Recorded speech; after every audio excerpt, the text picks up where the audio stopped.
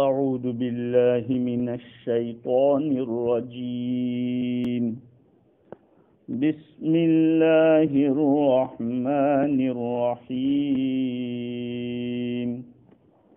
إنما التوبة على الله للذين يعملون السوء بجهالة ثم يتوبون من قريب فأولئك يتوب الله عليهم وكان الله عليما حكيما وليست التوبة للذين يعملون السيئات حتى إذا حضر أحدهم الموت قال إني تبت الآن ولا الذين يموتون وهم كفار أولئك أعتدنا لهم عذابا أليما يا أيها الذين آمنوا لا يحل لكم أن ترثوا النساء كرها ولا تعضلوهن لتذهبوا ببعض ما آتيتموهن إلا أن يأتين بفاحشة مبينة صدق اللہ العظیم۔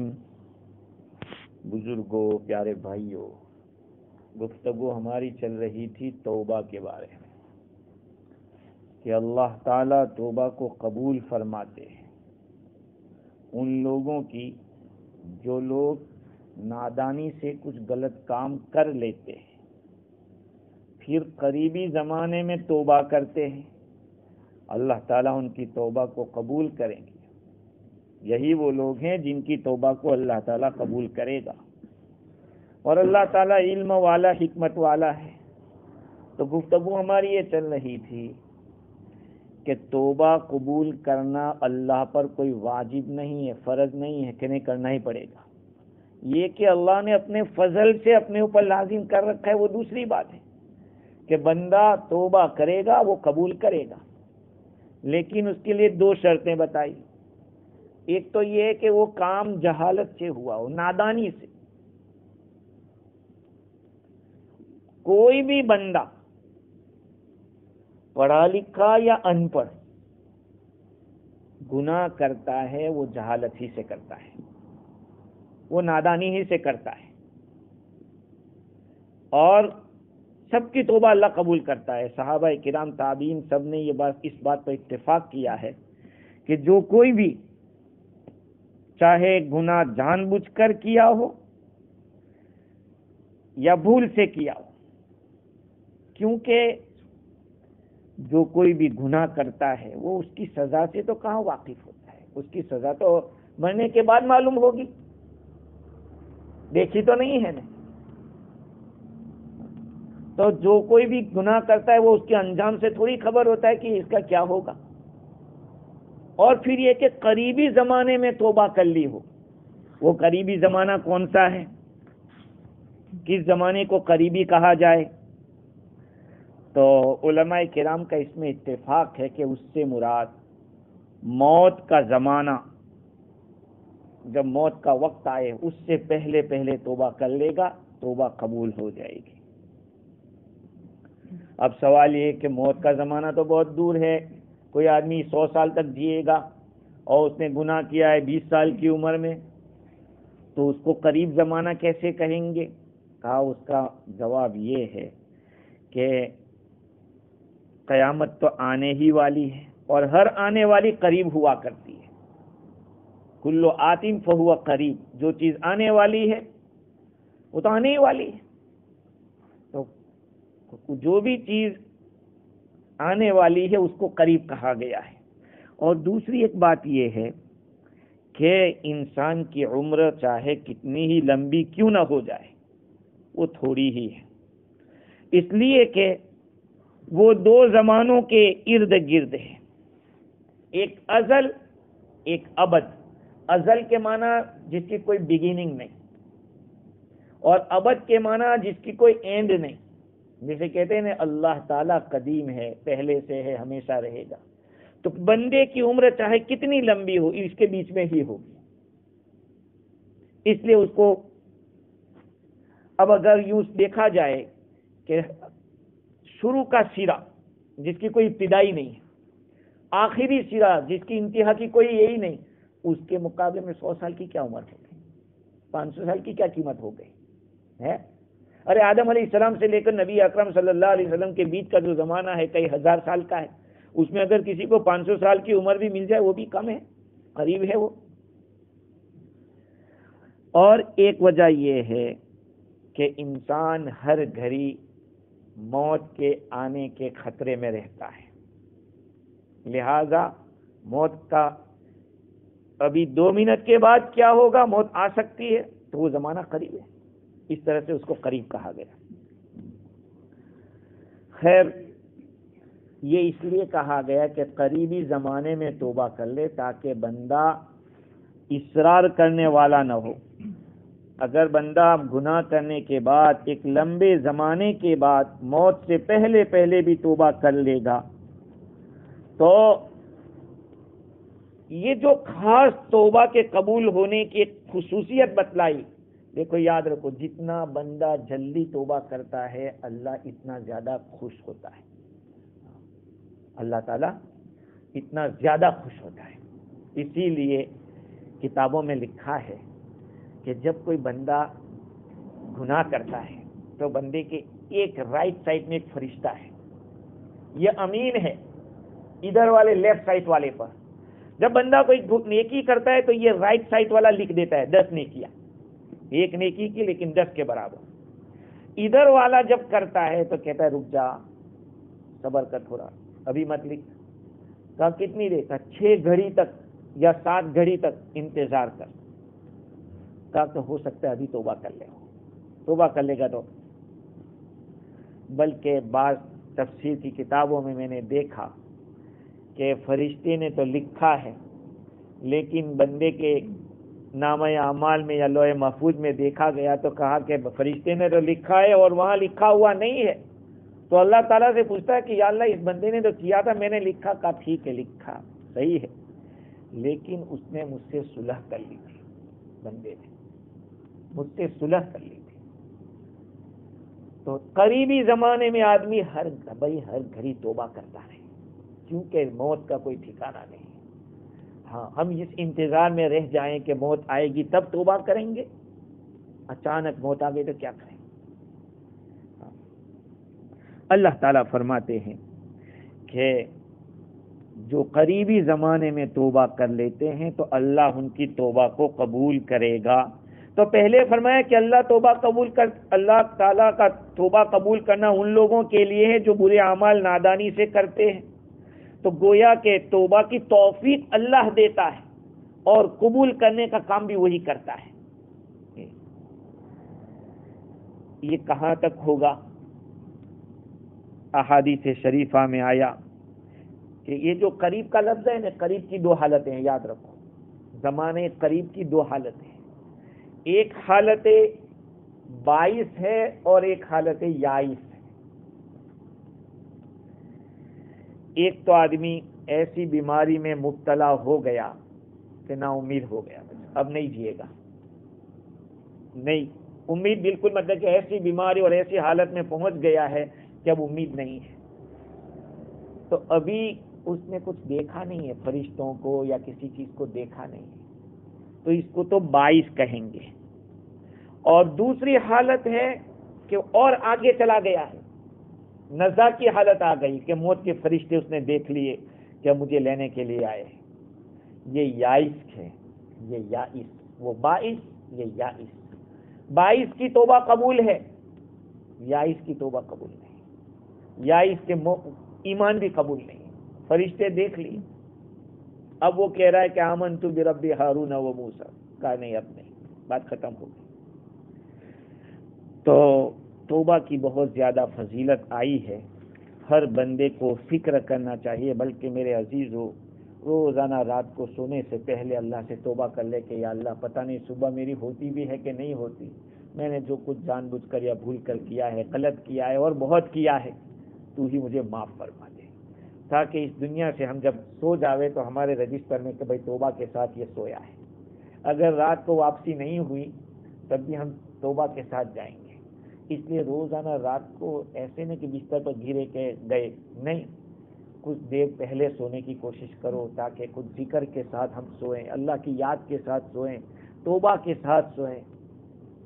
احادیث شریفہ میں آتا ہے، حضرت ابو سعید خدری رضی اللہ تعالیٰ عنہ فرماتے ہیں رسول اکرم صلی اللہ علیہ وسلم نے ارشاد فرمایا کہ شیطان نے کہا تھا کہ تیری عزت اور جلال کی قسم لا ابرہ اغوی بنی آدم، لا ابرہ اغوی بنی آدم ما دامت الارواح فیہم، میں حضرت انسان کا اغوا کرتا رہوں گا جب تک ان میں جان رہے گی۔ شیطان نے قسم کھا کے کہا تھا، تو اللہ تعالیٰ نے بھی کیا فرمایا تھا کہ فبعزتی و جلالی، میری عزت اور جلال کی قسم لا ابرہ اغفر لہم مستغفرونی، میں بھی معاف کرتا رہوں گا میرے بندوں کو جب تک وہ مجھ سے استغفار کرتے رہیں گے، میں معاف کرتا رہوں گا۔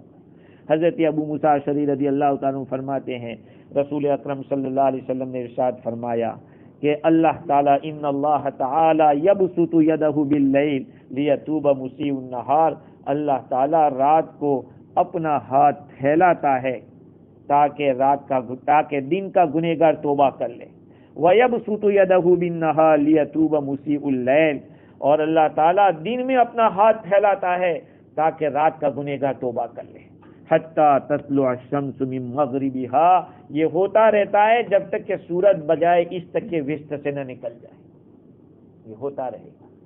دیکھو ہر آدمی کی موت کا وقت الگ ہے، لیکن جب یہ نشانی آ جائے گی نا، کھلی آ جائے گی، تو پھر کسی کی توبہ قبول نہیں ہوگی۔ یہ مسلم شریف کی حدیث ہے۔ اب دیکھیے میرے بھائیوں، توبہ میں دیر کس چیز کی؟ توبہ میں دیر آدمی کیوں کرے؟ توبہ میں دیر نہیں ہونی چاہیے۔ اسی لیے ابو بکر واسطی رحمت اللہ علیہ فرماتے ہیں کہ ہر چیز کو سکون کے ساتھ کرو، آرام سے کرو ہر کام کو، لیکن 3 کام میں آرام نہیں چاہیے۔ ایک، نماز کا وقت جب ہو جاوے نماز پہلے پڑھو۔ نمبر 2، میت تیار ہو جاوے دفن کر دو۔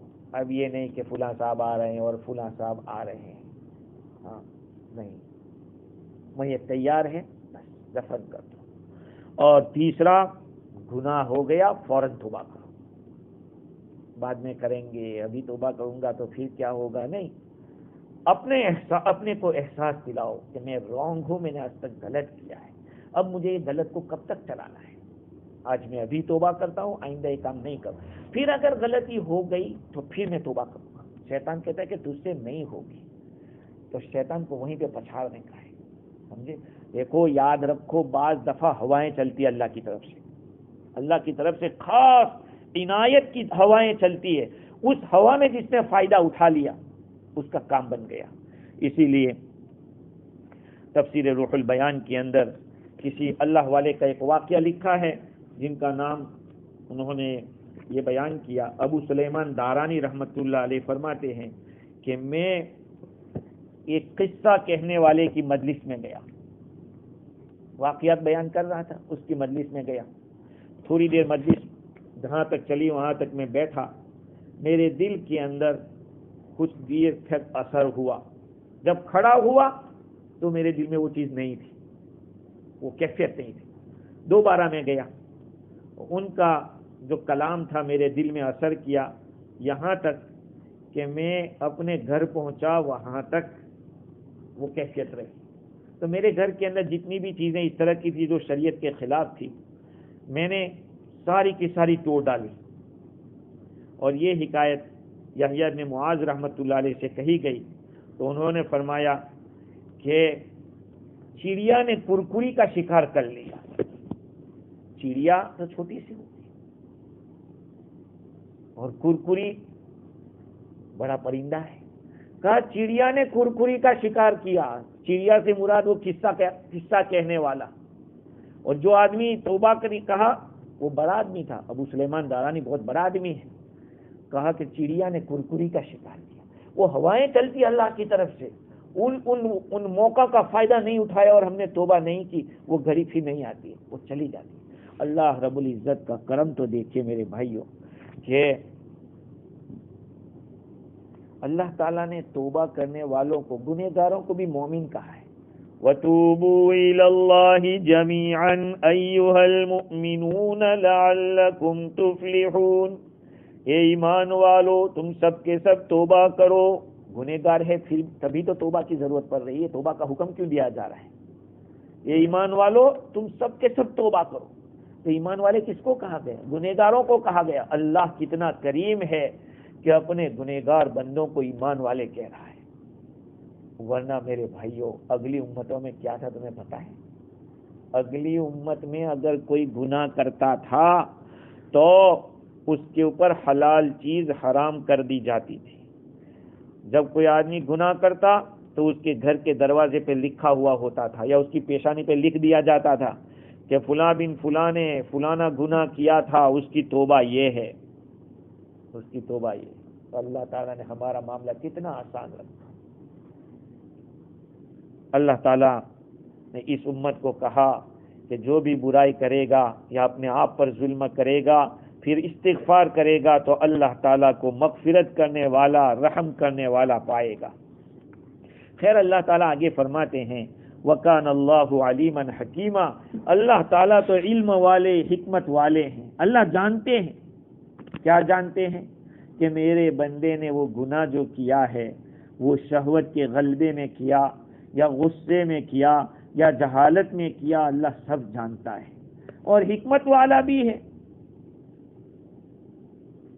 حکمت والا ہے کہ بندے کے توبہ اللہ تعالیٰ اپنے فضل سے قبول بھی کرتا ہے. تفسیر مظہری میں لکھا ہے کہ علم والا ہے یعنی بندے کی خالص توبہ کو بھی جانتا ہے, اور حکمت والا ہے کہ توبہ کے بعد وہ سزا نہیں دیتا ہے.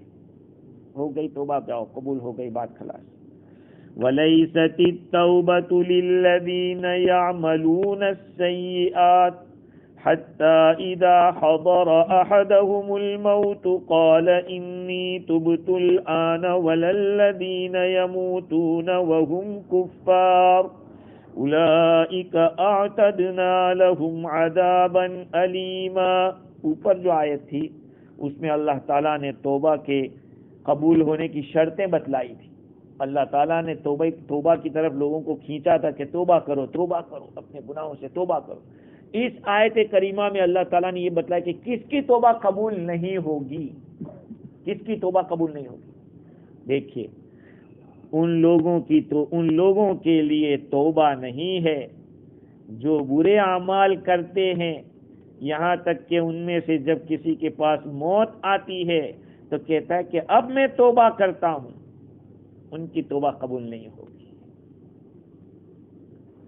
ہاں, مسوف توبہ اس کو کہیں گے, توبہ کو ٹالنے والا, ٹالتا رہے. ارے ابھی تو کیا گیا, ابھی تو جوانی ہے, ابھی تو مزے اڑانے کے, جو کرنا ہو کر لو, بعد میں توبہ کر لیں گے. ابھی ہماری عمر کتنی ہوئی, ہمارے تو 60 کے بعد بھی تو آدمی جوان کہتا ہے کہ ابھی تو 60 میں چلا گیا. اب تو پتا چل گیا کہ لوگ 40 میں بھی چلے جاتے ہیں. تو دیکھو اللہ تعالیٰ فرمائے کہ توبہ ان لوگوں کی نہیں ہے جو گناہ کرتے رہتے ہیں, جب موت آتی ہے تو کہتا ہے اب میں توبہ کرتا ہوں. ایک آدمی یہ ہوا. اور دوسرا کون؟ وَلَلَّذِينَ يَمُوتُونَ وَهُمْ كُفَّارٌ. اور ان لوگوں کی توبہ بھی قبول نہیں ہوتی جو مر جاتے ہیں اس حال میں کہ کافر ہوتے ہیں, پوری زندگی کافرانہ گزاری, اب موت کا وقت آیا, صاحب میں توبہ کرتا ہوں, بات قبول نہیں. نبی کریم صلی اللہ علیہ وسلم نے ارشاد فرمایا ان اللہ تعالی یقبل توبۃ العبد ما لم یغرغر. اللہ تعالیٰ بندے کی توبہ قبول کرتے ہیں جب تک کہ اس کو غرغرے کی حالت نہ آ جائے, یعنی روح یہاں سے یہاں تک آ گئی, اب نہیں, اب توبہ قبول کیا. دیکھیے اس مقام کے اوپر اللہ رب العزت نے جو بات بیان کی ہے، حتی اذا حضر احدہم الموت، جب ان میں سے کسی کے پاس موت آ گئی، یعنی نزا کی حالت آ گئی، عذاب کے فرشتے دیکھ لیے، اب کہتا ہے کہ میں توبہ کر. ارے اس وقت نہ کافر کا ایمان قبول ہے، نہ کسی توبہ کرنے والے کی توبہ قبول ہے. امام راضی نے لکھا ہے کہ اس آیت کریمہ کے اندر جو معنی بتلائے ہیں کہ جس آدمی کے پاس موت آئی، موت کے حالات اس نے دیکھ لیے تو اس کی توبہ قبول نہیں. کہا کہ اس کے اندر کئی چیزیں ہیں جو دلالت کر رہی. ایک تو یہ آیت کریمہ بتا رہی کہ اس کی توبہ قبول نہیں. دوسری ایک آیت بتلاتی ہے فَلَمْ يَكُ يَنْفَعُهُمْ فَلَمْ يَكُ يَنْفَعُهُمْ إِيمَانُهُمْ لَمَّا رَأَوْا بَأْسَنَا، اور ان کو ان کا ایمان نفع نہیں دے گا جبکہ وہ ہمارے طاقت کو، ہمارے عذاب کو دیکھ لیتے ہیں. اب کہتے ہیں کہ ایمان لا. تیسری ایک آیت حضرت موسیٰ علیہ السلام کے زمانے میں فرعون کو جب ڈبویا گیا، پانی نے اس کو قبول نہیں کیا، وہ کہنے لگا آمنت برب ہارون و موسیٰ، میں موسیٰ اور ہارون علیہ السلام کے رب پر ایمان لاتا ہوں.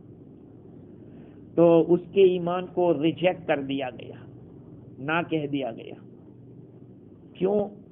حتی اذا ادرکہ الغرق قال آمنت انہ لا الہ الا الذی آمنت بہ بنو اسرائیل وانا من المسلمین الآن وقد عصیت قبل وکنت من المفسدین.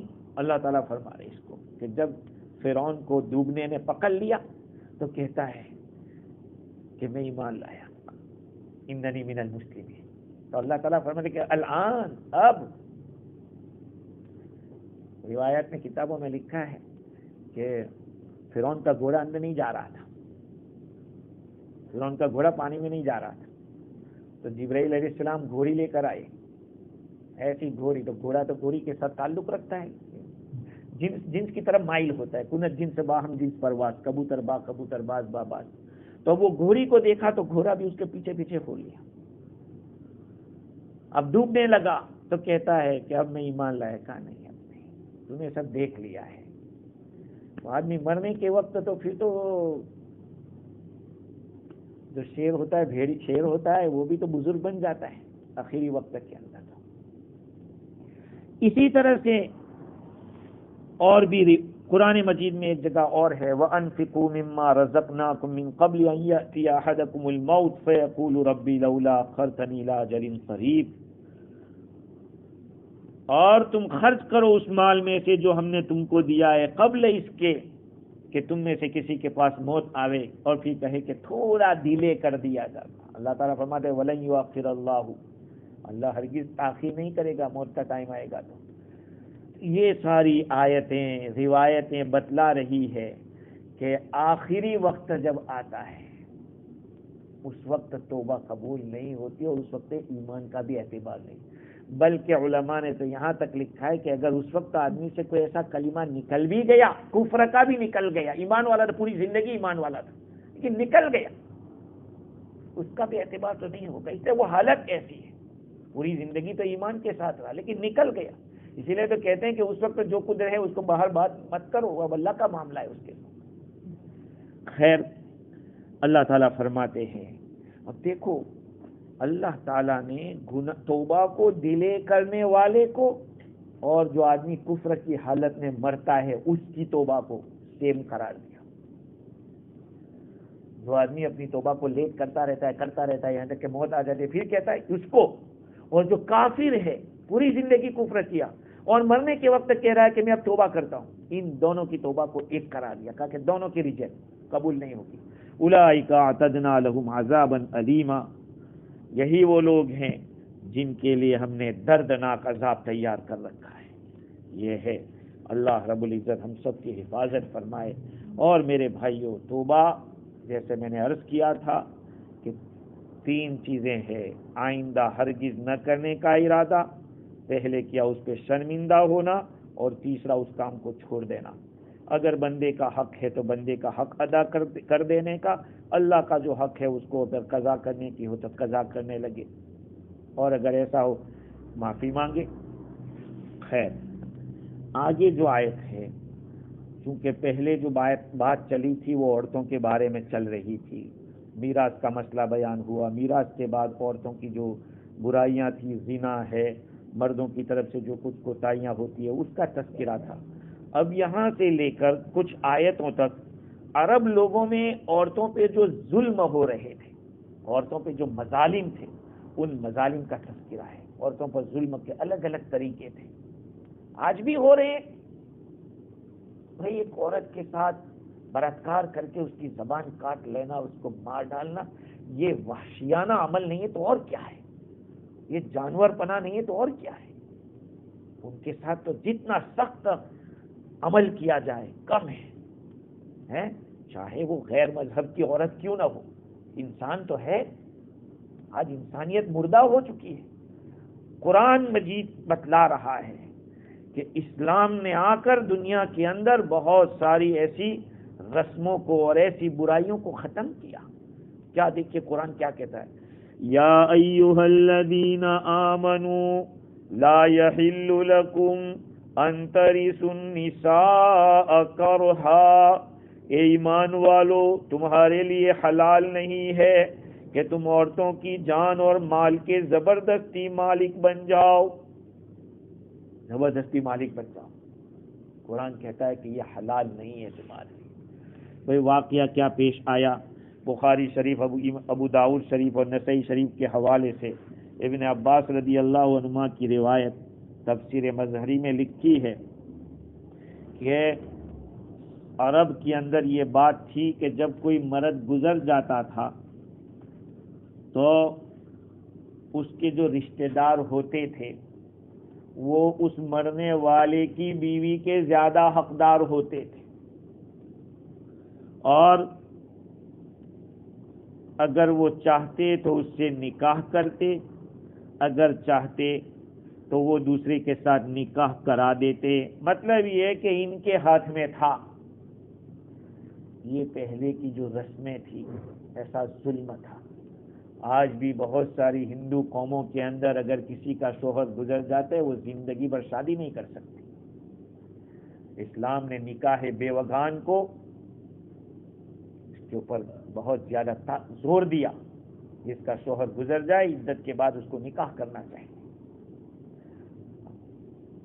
تفسیر بغوی کے حوالے سے مظہری نے لکھا ہے کہ زمانے جاہلیت کے اندر اگر کوئی مرد گزر جاتا تو اس کی بیوی کے پاس مرنے والے کا سوت کا لڑکا، یعنی اس جو عورت ہے بیوی، اس کی جو سوکن تھی اس سے پیدا شدہ لڑکا، حقیقی لڑکا نہیں، سوتیلا لڑکا آتا، سوتیلا لڑکا آتا اور جو مرنے والی کی بیوی ہے اس کے اوپر کپڑا ڈال دیتا، یا اس کا جو خیمہ ہوتا تھا اس خیمے پہ کپڑا ڈال دیتا تھا، اور کپڑا ڈالنے کا مطلب یہ ہوتا تھا کہ اب یہ میری ہو گئی ہے، میرا اس پر حق ہے۔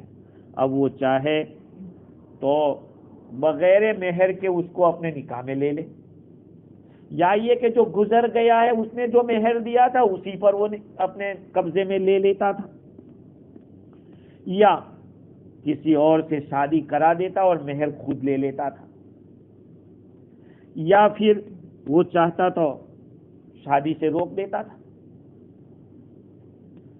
اور تکلیف دیتا تھا، الگ الگ قسم کی تکلیف دیتا تھا تاکہ عورت اپنی طرف سے اس کو مال دے دے، چاہے اس کو رشتہ داروں کی طرف سے ملا ہے یا شوہر کی طرف سے ہدیے میں یا گفٹ میں کچھ ملا تھا تو کہا کہ وہ ہم کو دے دے اور اپنی جان چھڑا لے۔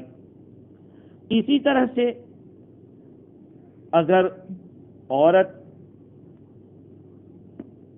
مر جاتی تھی، وہ عورت اگر گزر جاتی تو اس کا وارث یہ ہو جاتا تھا، اس کا مال کا وارث، جس نے کپڑا رکھا تھا وہ اس کا مالک بن جاتا تھا۔ اگر کپڑا ڈالنے سے پہلے عورت اپنے میکے چلی جاتی، یعنی شوہر گزرا اور چلی گئی اپنے باپ کے گھر، تو پھر عورت کو اختیار رہتا تھا کہ اپنے بارے میں جو کرنا ہو کرے، اور نہ کپڑا ڈال لیا اب وہ اس کے قبضے میں ہو گئی۔ اس کے بعد یہ سلسلہ چلتا رہا. مدینۃ المنورہ میں بھی یہ تھا. پہلے یہ آیت نازل نہیں، اس سے پہلے کی بات ہے. ایسا ہوتا تھا. عورت کو کسی چیز کا مالک نہیں سمجھا جاتا تھا.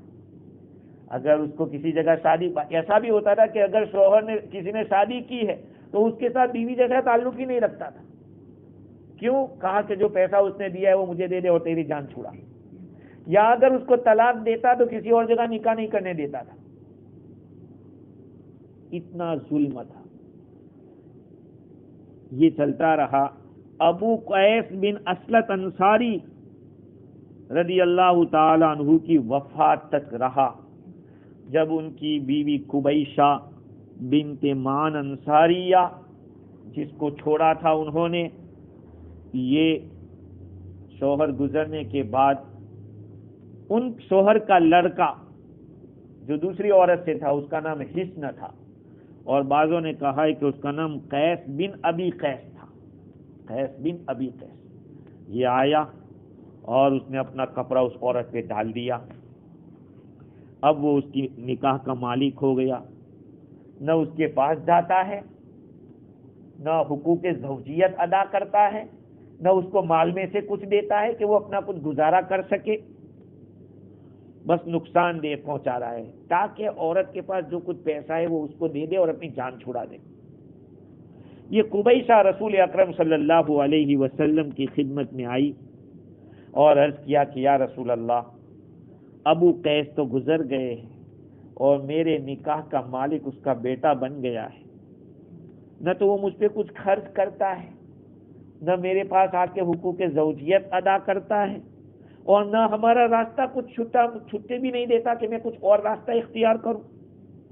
اللہ کے نبی صلی اللہ علیہ وسلم نے ارشاد فرمایا، اقعدی فی بیتک، تو اپنے گھر پہ بیٹھا، اللہ تعالیٰ تیرے بارے میں کوئی فیصلہ لائے گا. حتی یأتی فیک امر اللہ، یہاں تک کہ تیرے بارے میں اللہ کا کوئی حکم آ جاوے، وہاں تک تو صبر کر.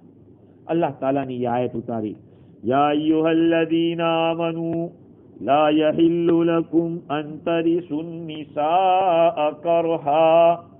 اے ایمان والو، تمہارے لیے حلال نہیں، تمہارے لیے، سب ایمان والے آ گئے اس میں، سب مسلمان، حلال نہیں ہے کیا؟ ان ترثوا النساء کرہا، تم زبردستی عورتوں کے مالک ہو جاؤ، یہ حلال نہیں.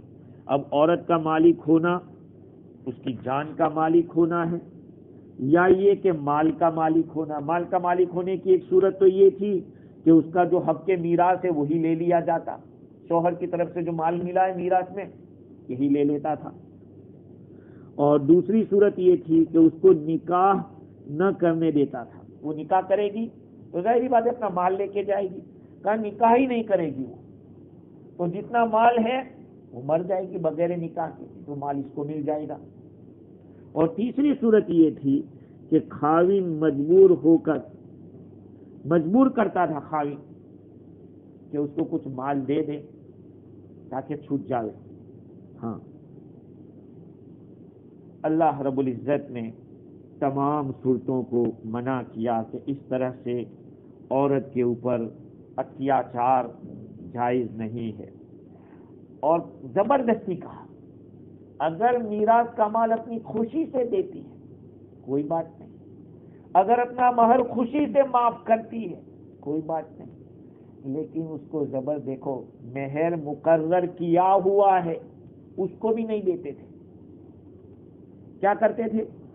اس کو مجبور کرتے تھے کہ وہ معاف کر دے، یا پھر وہ اپنے میکے سے جو کچھ مال لائی ہے یا کسی رشتہ دار نے اس کو دیا ہے تو اس کو اس طرح سے دباتے تھے، اس طرح کچھ کرتے تھے کہ وہ مال دے کر اپنے آپ کو چھڑا دے کہ لو لے لو مجھے چھوڑ دو. اتنا سارا ظلم تھا. اللہ تعالیٰ نے فرمایا یا ایھا الذین آمنوا، اے ایمان والو، تمہارے ایمان کا تقاضا یہ ہے کہ تم عورتوں کے اوپر عورتوں کے زبردستی مالک مت بن جاؤ. نہ ان کو نکاح کرنے دیتے ہو، نہ خود نکاح کے حقوق ادا کرتے ہو. تو زبردستی کی جو قید لگائی ہے وہ اس وجہ سے لگائی کہ یہ تو بہت برا ہے. ایک تو عورت کی ذات بھی ایک تو کمزور، مال ان کا ہے، میراث کا جو مال ہوتا ہے وہ مالک بن گئی ہے، اور پھر تم زبردستی لے لیتے، اپنی خوشی سے دے تو کون اسلام نہ کہ اسلام نہ نہیں کہتا ہے۔ یا اگر مہر جو اس کا ہے اگر آپ نے ادا کر دیا ہے اور وہ آپ کو واپس کر رہی ہے خوشی سے، کوئی بات نہیں، یا مہر باقی ہے اور وہ کہتے کہ میں نے معاف کر دیا، شریعت کہتے کوئی بات نہیں۔ وَلَا تَعْضُلُوهُنَّ لِتَذْهَبُوا بِبَعْضِ مَا آتَيْتُمُوهُنَّ إِلَّا أَن يَأْتِينَ بِفَاحِشَةٍ مُبَيِّنَةٍ، اور تم ان کو مت روکو، ان کو بند مت کرو، تاکہ تم اس بعض مال میں سے لے لو جو تم نے ان کو دیا ہے، مگر یہ کہ وہ کھلی ہوئی بے حیائی کرے۔ اللہ تعالیٰ فرماتے، اس میں علماء فرماتے ہیں کہ خطاب سب کو ہے، ان کو مت روکو۔ کس سے مت روکو؟ اپنی مرضی کا نکاح کرنے سے ان کو مت روکو۔ اپنی مرضی سے وہ نکاح کرنا چاہتی ہے تو رشتہ دار کیا کرتے تھے؟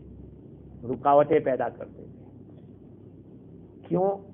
اس لیے کہ اس عورت کو جو تم نے یا تمہارے رشتہ دار نے بطور مہر کے یا ہدیے کے جو کچھ مال دیا ہے تم اس سے واپس لے لو۔ یہ واپس لینے میں دونوں صورتیں آ جاتی ہے، مہر مقرر کیا ہے وہ جبرن معاف کرانا، یہ سب چیزیں آ جاتی ہیں۔ کہا یہ سب ناجائز ہے۔ اور بعض حضرات یہ کہتے ہیں کہ یہ جو خطاب ہے عام مومنین کو ہے، لیکن لِتَذْهَبُوا بِبَعْضِ، تاکہ تم اس بعض مال کو لے لو جو تم نے ان کو دیا۔ تم نے ان کو دیا ہے، ان کے شوہر جو وفات پا چکے ہیں انہوں نے دیا ہے۔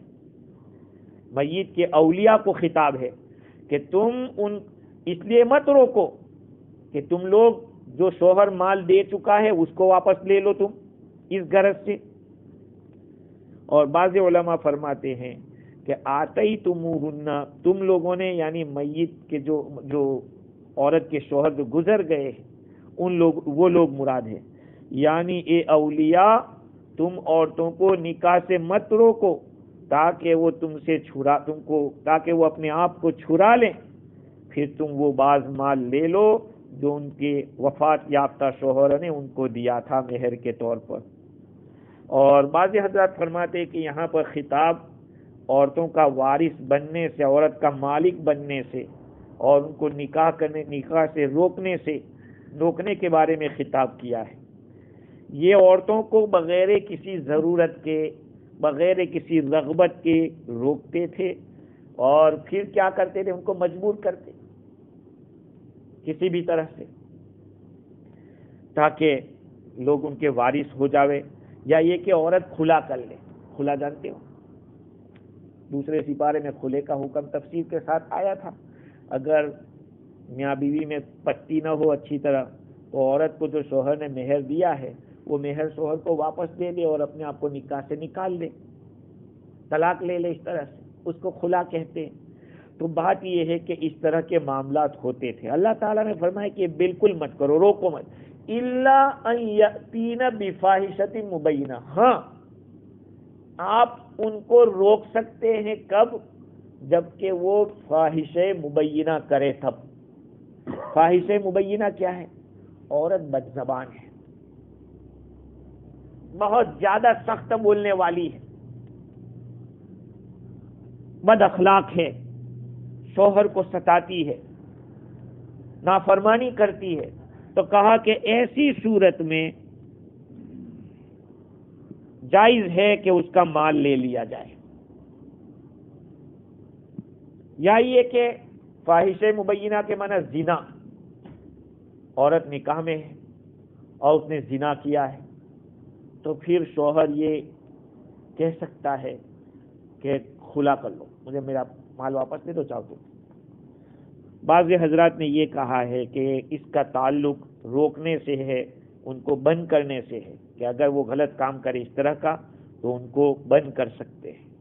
اور بعض حضرات نے یہ کہا ہے کہ اولیاء کو اور شوہر کو روکا گیا ہے ان کو گھروں میں بند کرنے سے، ان کو گھروں میں بند مت کرو۔ ہاں، اگر زنا کیا ہے انہوں نے تو کہا ان کو بند کر سکتے ہیں، ان کو روکا، گھر کے اندر بند کر دیا جائے، یا یہ کہ مطلب یہ ہے کہ ان کو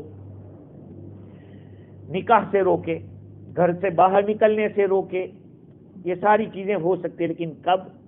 جبکہ وہ کھلی ہوئی بے حیائی کرے۔ بے حیائی کے دو مطلب ہیں، یا تو وہ زنا کرے یا یہ کہ زبان زیادہ چلاوے۔ عورت کے لیے یہ چیز اچھی نہیں ہے کہ وہ اپنی زبان کو زیادہ چلائے۔